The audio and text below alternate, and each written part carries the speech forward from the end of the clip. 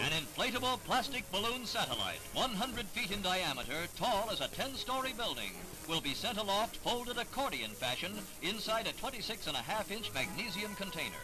The latter is mounted in the nose of a 3-stage 92-foot Thor Delta rocket. Highlighting one of the nation's proudest days in space, the satellite, called Echo 1, will serve as a reflector for radio waves that bounce back to Earth, paving the way for a new kind of worldwide communications. The rocket at Cape Canaveral carries the balloon and 30 pounds of powder, which will turn to gas and inflate it at a height above 1,000 miles. At 5:40 a.m., the launching.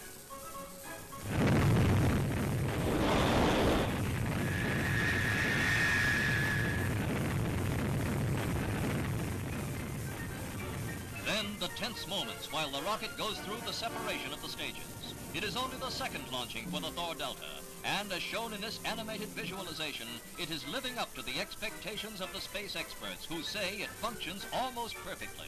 With extremely precise guidance, it is placing the balloon satellite almost exactly into the desired 1,000-mile-high circular orbit.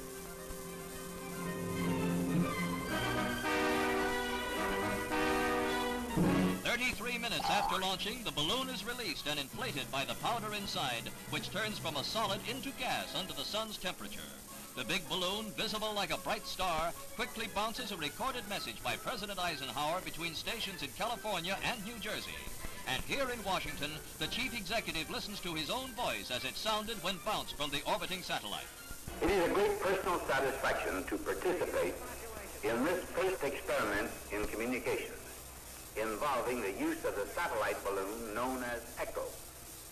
This is one more significant step in the United States program of space research and exploration.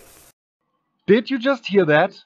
A gas-inflated balloon 1,000 miles high in orbit around Earth in 1960. Everybody should be aware that gas-inflated balloons burst when they rise too high, because the air surrounding them gets thinner and thinner, and so they keep on expanding until they pop. And do I really have to explain what happens when you put a balloon in a vacuum chamber and let the air out? The gas inside the balloon expands and expands until it bursts. But NASA's Magic Echo space balloon didn't care about any of that. Allegedly, it survived 8 years in the vacuum of space at an altitude of 1,000 miles to bounce radio signals back to Earth. Come on, folks, this is utterly ridiculous.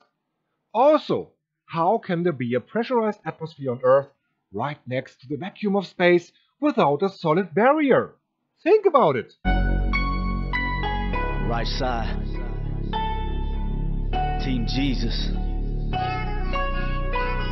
Tell the world. Yeah. Tell the world. Let's go, let's go, let's go. Look at the signs now. Can't see or must be blind now. Got us caught up in the lights, trapped in the mind, seem like truth is a crime now. Yeah, cause everybody got a face today that they will fade away. Better be ready, it'll waste the day. So I will kneel and pray for your amazing grace, cause without it my life would just fade away.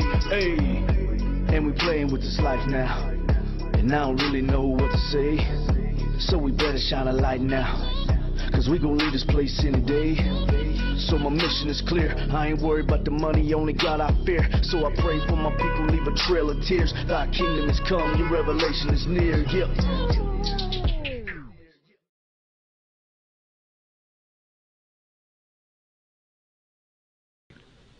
For nothing is secret that shall not be made manifest, neither anything hid that shall not be known and come abroad.